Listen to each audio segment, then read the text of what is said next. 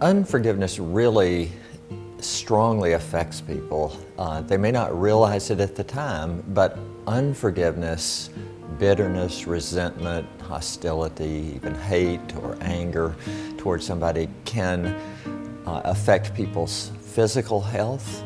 It can affect people's mental health, their relationships, and their spiritual life. In fact, we edited a book on forgiveness and physical health, and there were over 1,000 studies reviewed in that book on forgiveness and physical health.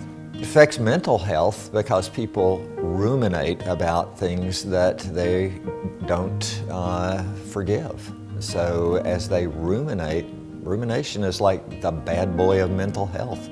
It's associated with anger problems, with depression, with anxiety, post-traumatic stress disorder, psychosomatic problems. It's really all throughout our body.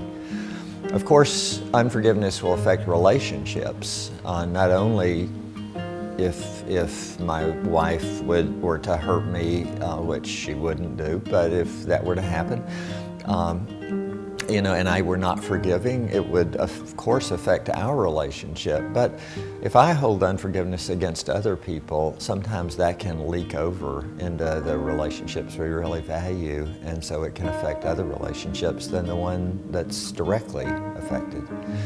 And then of course it affects our spiritual life, because we as Christians know that we are to forgive. Jesus says, if you forgive, if you don't forgive those who sin against you, your Father in heaven won't forgive you. But if you do forgive, your Father in heaven will forgive you. He's not talking about salvation there or justification. He's talking about that great throne of judgment where our acts are judged. So we don't have the power to take away God's forgiveness. That's God's grace acting. But our acts, if we keep doing these acts, those acts will get judged. So physical, mental, relational, and spiritual, unforgiveness has a big effect on our bodies.